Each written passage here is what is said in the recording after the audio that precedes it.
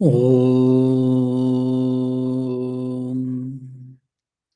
स्थापकाय च धर्मस्य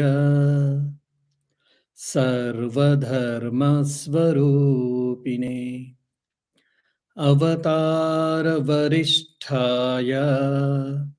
रामकृष्णाय ते नमः. I bow down to that Ramakrishna who has descended on this earth to establish dharma and who is the essence of all the world religions and who is the best among all the incarnations. To such Sri Ramakrishna, my humble salutations. Dear devotees, today is all blessed day, sacred day for all of us. Why? As you all know, today is the birthday or the Jayanti of Srimad Swami Ramakrishnananda ji Maharaj. He was one of the direct disciple or monastic disciple or apostle of Sri Ramakrishna. We had 16 monastic disciples of Sri Ramakrishna. Among them, one was Swami Ramakrishnananda ji. Sri Ramakrishna himself says that, look, when incarnation comes, he brings his own people so that they can support his divine work. When we see any drama party comes to perform a play on the stage, there will not be only one person. The main characters and supporting characters, then the artist, makeup man, stage setting people, technicians, so many things. It will be a group of people. A band of people come to set the stage and also for performance. So similarly, if you see in any incarnation's life, they won't come alone. They come with their own group so that they will all help in the avatara karya, lila karya, or the divine work of the incarnation. We can see in the life of Rama, we can see in the life of Krishna, we can see in the life of Jesus Christ. Similarly, we also can see very clearly in the life of Sri Ramakrishna. And Sri Ramakrishna said, when Swami Ramakrishnanandaji and one more apostle, that is Swami Sharadanandaji, both of them, he said, in my vision, I have seen that these two people were the closest disciples of Jesus Christ. So when Jesus Christ had descended, so these two people were also among his chosen disciples. So the same spirit, the same infinite spirit, Parabrahman, Supreme Spirit, descends on as Rama, as Krishna, as Ramakrishna, or even Christ or Buddha. So this we have to understand. Now the beauty of this name Ramakrishnananda. So it is directly linked with the name Ramakrishna. When the 16 disciples, when they took their monastic vows, or 15 people at that time, or even less in Baranagar, Swami Vivekananda himself says that at one point of time, I did think to take the name Ramakrishnananda for myself. But because of the dedication and the devotion towards Sri Ramakrishna, what I saw in Shashi, that is Ramakrishnananji, I thought this name will be more appropriate to Ramakrishnananji than me. Swami Vivekananda himself is giving a certificate, or himself is saying that the devotion towards Master, in the case of Swami Ramakrishnananji, is much more greater than him. And if we see in this life of dedicated monk, it is absolutely true. Ramakrishnananji in the Baranagar Mutt, that is the first monastery of the Ramakrishna Mutt and Ramakrishna mission. That was the genesis of Ramakrishna Mutt and mission when it started in a dilapidated house. All of these disciples have started their life. They had the utter poor or poor life they had to live. They had only one set of clothes, which used to be hanged on the wall. Whoever is to go out to the city, they used to wear that ochre robe and go. Otherwise, just the lion cloth or the torn clothes they used to use. And their income was very meager. So almost only one meal they used to have. And many times only that two greens and rice, only even not any delicacies, even salt sometimes. That since there was a dearth of money, since there was no money, even sometimes they were unable to purchase even the salt with that. But still they enjoyed their life. As Swami Vivekananda himself says, morning 3 o'clock we used to get up, finish ablutions, we used to go to worship room, and after the Mangal Arati, morning Arati, we used to sit for meditation.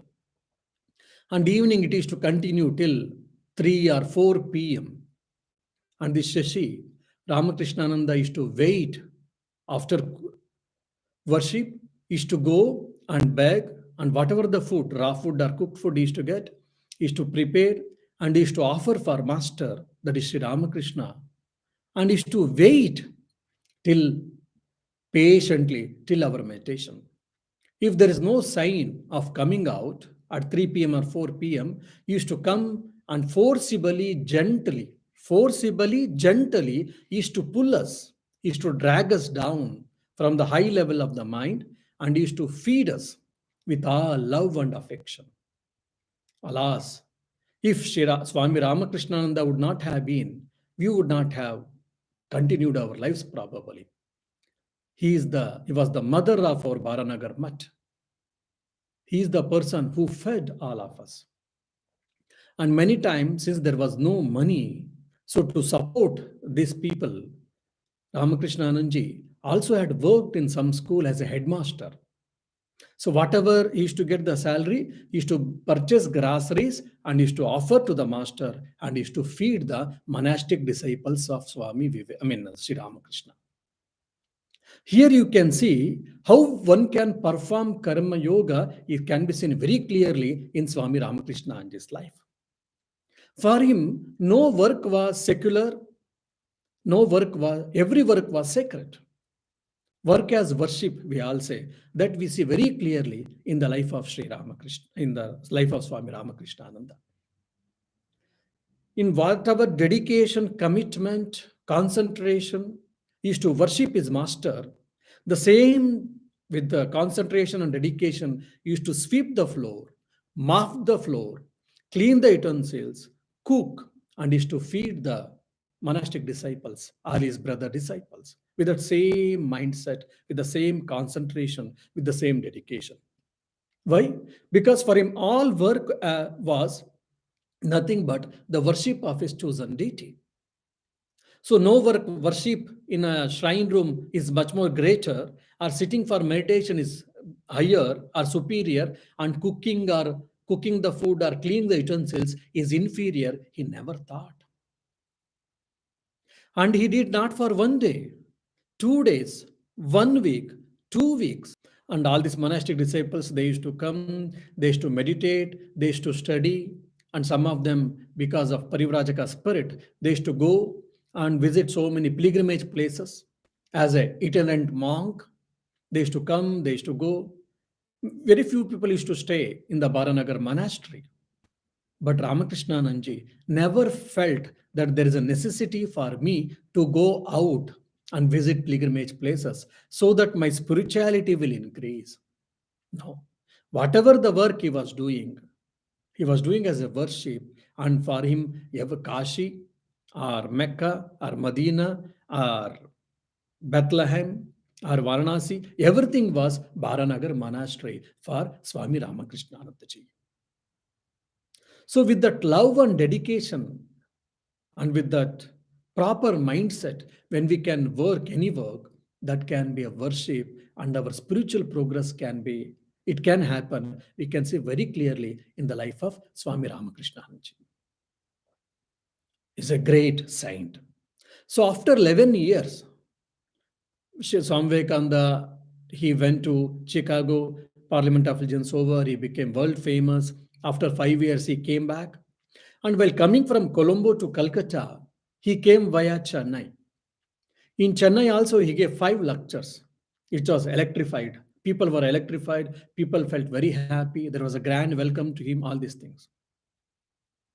At some point of time, the disciples of Swamiji in Chennai, they asked, Swamiji, you are going back to Calcutta, fine, but why don't you send one of your brother disciples so that we can start a center here and we can continue this Vedantic work? Swami Vivekananda said immediately, instantly, yes, I will send a person, because if you see in southern India, they are more traditional people. Untouchability is little more practiced, and without wearing any stitched cloths and wearing just dhoti and angavastra and wearing some religious marks. All these things are very traditional. Of course, now things have changed now, southern part of India. Swami Vivekananda had seen this, all these things. He had observed. He said, I will send such a person who is more orthodox, traditional than you, but at the same time, his devotion and his scriptural understanding has surpassed all of you, all the great Pandits here. In such a tone, Swami Vivekananda said. And as soon as he reached Calcutta, he said to Swami Ramakrishnananda, look, Shashi, I have promised the Chennai devotees, disciples, that I will send one of the brother monk. So I'm thinking that it is better you go and do master's work there. Will you? Imagine, for 11 years, no one bothered about monastery. No one bothered about Sri Ramakrishna's worship. I mean, bothered means they were all practicing spiritual disciplines, meditation, they were going scriptural studies, they were going into pilgrimages, most of them. Whereas Swami Ramakrishna without a single day missing or going anywhere, he was doing so religiously, so with all sincerity. And when Swami Vivekananda said, even for question's sake, he said, see, 11 years I did here. No one was there. Now things are getting settled. Now you want me to go somewhere else? If I go, what will happen to Baranagar Monastery? Or Alambazar Monastery? Then it was Alambazar Monastery. What will happen to that? What will happen to worship of Sri Ramakrishna? Who will feed you people if I am not there? Such questions may come to us. 11 years without a single day missing, he has done all of this whole monastery's work. And when Swami Vivekananda asked him to leave, instantly, without a second thought, without a question, he said, okay. And he started going along with Swami Sadananda to Chennai. So this is the characteristic feature of a karma yogi. When he's in some work, when he takes up some work, he works as if without him it will not work. And when he's asked to leave by the concerned authorities, he will leave the place without any grumbling. Once for all, he leaves. This is what detachment. Swami Vivekananda's Karma Yoga. One of the key word is detachment. Whoever is attending my Karma Yoga lectures, you'll be able to remember this. Complete detachment we can see very clearly in life of Swami Ramakrishnananda. So this should be the greatest lesson for all of us who are living in the world. Either you are living in the monastery or you are living in the house. We should practice this detachment. Then our devotion towards God, devotion towards higher devotion towards the self-realization will increase automatically. Because of attachment to the world and worldly pursuits or worldly objects, we are not able to progress in the life. But you see in the life of Swami Ramakrishnananda, at that point, he said yes, and in no time, he left without any murmuring. Some people leave with murmuring. Oh, what to do? These people have said, authorities have said, I have to go, I will go. No, not even murmuring. And after going there, in one small room, where the Alasinga Perumal, disciple of Swami Vivekananda, He arranged one small room and where they used to worship Sri Ramakrishna and Swami Ramakrishnananda and Swami Sadananji. They started living there. And they're also very simple living. Just whatever he used to get, he used to offer to Sri Ramakrishna and he used to take the food as a prasad. And very simple life. Slowly, slowly, devotees or people started coming to know about him. They started inviting him for different discourses. Now you see we have got EVS chat group, announcements, websites, WhatsApp groups, so many things, so that people can know. Earlier it was nothing. It was either mouth to mouth or some pamphlets or whatever. Initial days, very few people they were in Chennai, that is southern part of India. Very few people were aware of Swami Ramakrishnananda. The organizers used to arrange the program, no doubt, and he was invited, no doubt. And when he used to go, sometimes very few people used to be there. But from the listeners' gallery, either if the person is only one, or five, or 10, or 20 people, or 100 people, with that same spirit, with that same preparedness, used to deliver his talk and used to come back. Once it so happened, when he went to the program site, the program venue, there was no one. And he was given a stipulated time, and from this time to this time, he was supposed to talk on particular subject. And for his astonishment, no one is there. He was all alone. And still, just like if 100 people are there with what enthusiasm, with what spirit we speak in generally, with that same spirit, with that same dedication and commitment, he spoke for that stipulated time on the prescribed subject and he came back. And a young novice who had joined the monastery probably, he asked, Swamiji, since there was no one, no person was there, and no listener was there, but still with that, you delivered your lecture and you came back. Why? So probably if we hear such type of incidents, we may feel that, okay, he has got so much interest in giving lectures, so much so he has obsessed with that giving lectures. So because though no one was there, he gave lecture and came back, isn't? No. Swami Ramakrishna said, look, when I prepare and when I give a lecture, I am not giving this lecture to the people. Rather, though from external point of view, it may be right, but I am giving lecture as a worship of my master, worship to the master, service to the master, my chosen deity, or my Sri Ram, to my Sri Ramakrishna. Whether people are there to listen or not, what is there? So, as a worship towards my master, I delivered my lecture and I did my worship to my master as an offering, humble offering of this words as an humble offering, words as a flask to Sri Ramakrishna, and I finished my worship and I've come back. What an ideal karma yogi he is. And when he was also ideal bhakta. Once it so happened, in Chennai, who has been visited Chennai, southern part of India, we all know that how it is. There are in Chennai, there's a joke. There are got 3 seasons in the Chennai. What is that? Hot, hotter, hottest. No cold, nothing. Hot, hotter, hottest. These are the 3 seasons in Chennai. So you can imagine. So in 100 years before, there was no fans and all. So at the most, in the physically, mechanically, they used to use it. At some point of time, midnight, I think, there was so much sweating, and because of seashore, there's a lot of humidity also. Sweating, and he was not able to sleep. He was turning here and there. Suddenly, he remembered, I am facing so much difficulty, so much sweat, and so much hot. Then what will happen to Sri Ramakrishna? Hare? Immediately, he got up, he opened the shrine, and he started fanning Sri Ramakrishna. Why? Let Sri Ramakrishna not feel that heat. Let Sri Ramakrishna not perspire. Let him sleep.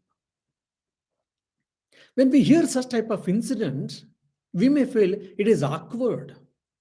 It is something emotional, too much emotive, too much emotional things, but it not. It is not reality, I think. There should be some intelligence or discrimination.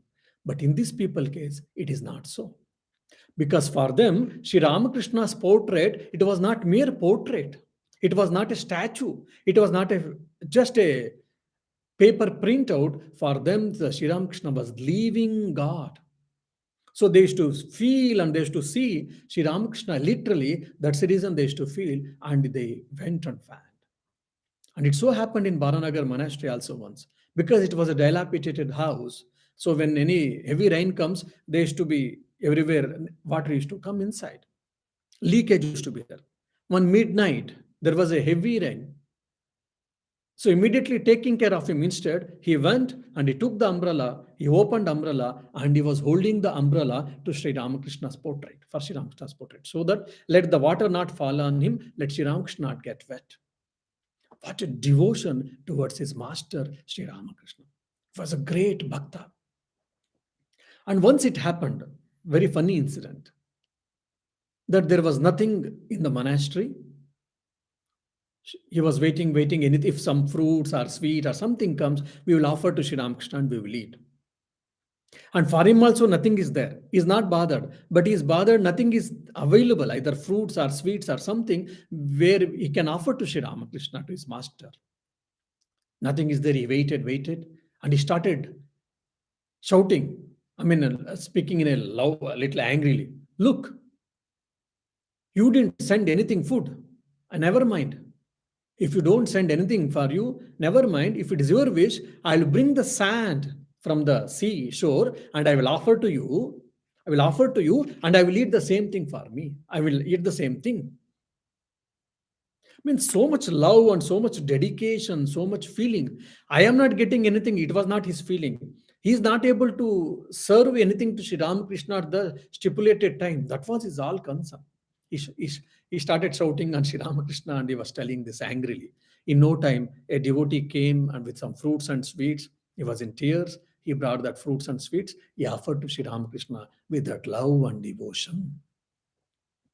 And once he started, apart from worship also, as a part of Sri Ramakrishna celebration, he started doing Narayana Seva. What is this Narayana Seva? Poor people feeding. On Sri Ramakrishna's birthday, after the worship, so we shall feed poor people. By feeding poor people, it is the worship of the living God. That is called Narayana Seva, Daridra Narayana Seva. He had started. It had become very famous. Even today in India or in Bangladesh and so many others, I mean, these centers, even many of the centers, they follow even today. I mean, by feeding poor people, by feeding patients and needy people after the celebrations, worship. But there is no money, there is no food available in the monastery. Next day, there is a called Sri Ramakrishna's Jayanti celebration, birthday celebration. One is worship, we need fruits and sweets. And afterwards, we have to feed some people because this Narayan Seva has become known for the community or that area. So many poor people will come and we cannot serve anything because we don't have anything in the monastery. Such a poor condition it was there in that days. It had become very panic. One is not able to get, it doesn't have anything to worship Sri Ramakrishna and offer on the next day, on his birthday. And at the same time, he is not able to feed even the poor people. So he had become panic and he was moving here and there. What will I do? What will I do? And he prayed to Sri Ramakrishna. Oh Master, please do something so that tomorrow I shall offer something on your birthday and let us feed the poor people. What they will eat otherwise? He prayed as a miracle. He received the money from the money order from the Maharaja of Mysore as an humble offering towards Sri Ramakrishna celebration. They had sent a money, and with the help of that money, again they procured materials, sweets or fruits and lentils. Then they cooked. They worshipped Sri Ramakrishna. The food was offered to Sri Ramakrishna, and the poor people were also fed sumptuously. After this incident, Ramakrishna Anji is told, say, look, if you have got faith in Master or in God, He will create miracles. One thing. Second thing, if you want to ask anything for either spiritual benefit or material benefit, instead of asking people, you ask the God only. So God will fulfill. So what should be the devotee's attitude is told very clearly by Swami Ramakrishna. Okay, you want some material comforts. Let us ask master only. I want spiritual progress. Of course, we have to ask God alone. So, how the devotee has to be there, it is known very clearly. And in that rented house, they were housed in a small room. The owner, he passed away, and their children, they wanted to sell the house. So the Alsinga Perumal or some of the devotees, they came and they told Swami Ramakrishna, Swamiji, since the owner of this house has passed away, they want to sell this house to someone. So probably you may have to vacate this room immediately. Is it? Where will I go? What will I do? You people should arrange something. You can't leave me like this. Generally, we all say, isn't it? But Ramakrishna said, is it? That's okay, no problem. I don't bother. I am a monk. I can stay anywhere. Only I need a small place where I can keep my master's portrait and where, if there is a small place, so that I can worship Sri Ramakrishna. That's all I want. He wanted a small place, not for his sleep, not for his stay, just to keep to, I mean, for the worship of Sri Ramakrishna, he wants small place. That's all. You see, what an amount of renunciation. Swami Vivekananda, the Song of Sannyasin, these lines we can remember here. Have thou no home? What home can hold thee, friend? The sky thy roof, the grass thy bed, and food. What chance may bring, well cooked or ill, judge not. No food or drink can taint that noble self, which knows itself like rolling river free. Thou ever be sannyasin boldly, say Om Tat Sat Om. So the Swami Vivekananda, the Song of Sannyasin, these lines we can remember, we can remind when Shashi Maharaja, that is Swami Ramakrishna, in this sentence. And he was not at all bothered where he will stay. He said, I can stay anywhere, either on the seashore or on the railway station, I mean, platform or on the roadside, anywhere I can stay, no problem. Only I need a small place where I can keep my master and I can worship, I can continue my worship of Sri Ramakrishna. What an amount of renunciation. What a great Tyagi was. And slowly, people got attracted and they were all, I mean, astonished by his wisdom or the scripture knowledge. They started hearing so many lectures and all. But still, he was not moved. He was the same person. And it so happened once he went to Bangalore to give a lecture. He was invited.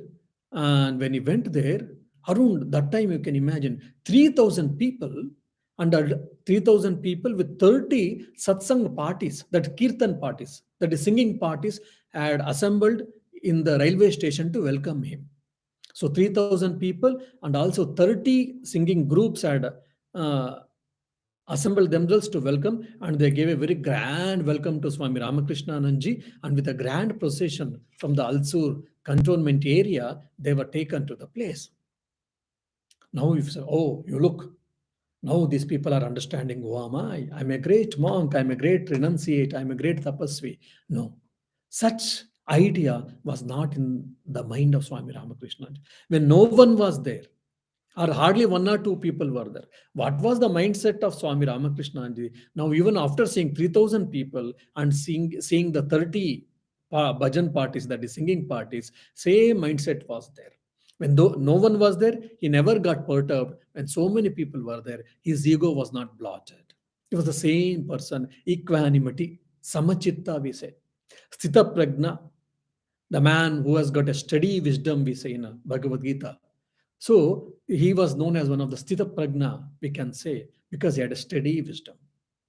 When he had difficulties, his mind was not gone down or he was not perturbed, he was not crying. And at the same time, when all the favorable circumstances were there, his ego was not blotted, or rather he was not doing any self-boosting, or he never said that because of my work, because of my tapas, because of my austerities, because of my devotion, so many people have come to welcome me. Even such type of sentences, such type of thinking was not there in the Swami Ramakrishnananda.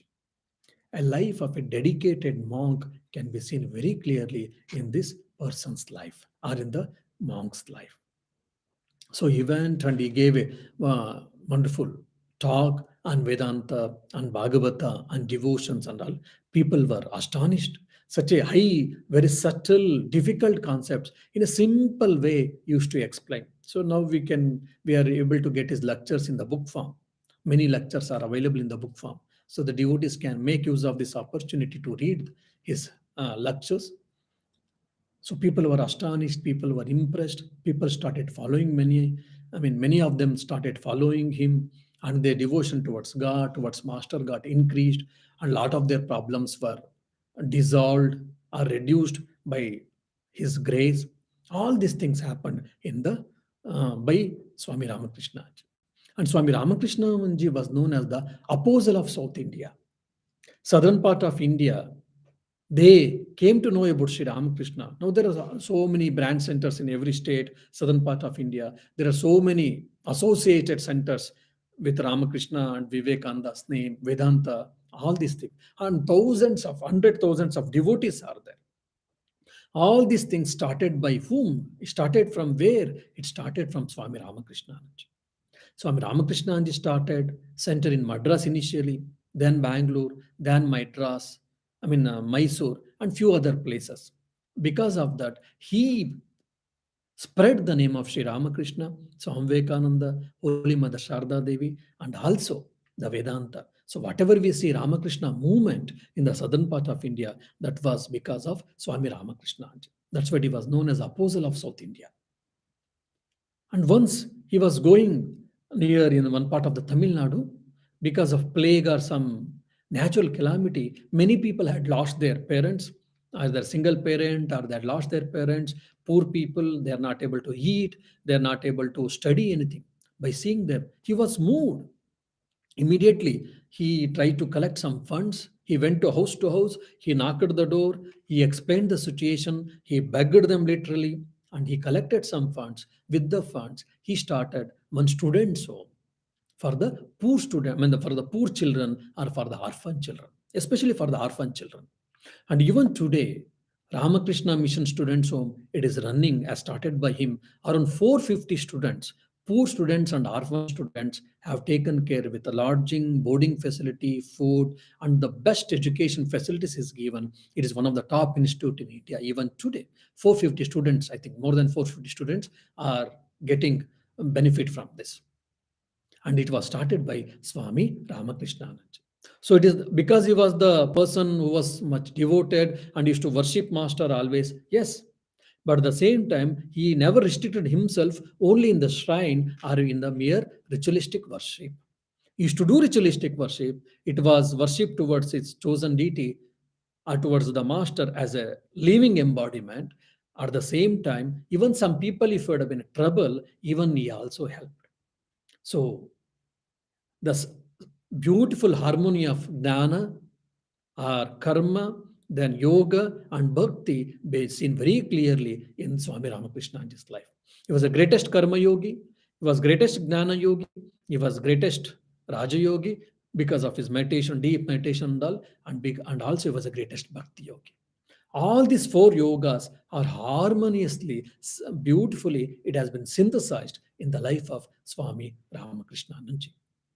So let this day we shall read more and more, and we shall think about their life and teachings of Swami Ramakrishna Anji, so that we shall be inspired, we shall be motivated in a proper way, in the proper direction, and we shall build our spiritual life, we shall build our inner life, we shall build our qualitative life more and more, so that we will have a happiest life or blissful life, not the pleasurable life, blissful life or spiritual life. May Swami Ramakrishna Anji bless all of us with the right understanding. Om Shanti Shanti Shanti Hari Om Tat Sat Shri Ramakrishna Arpanamastu.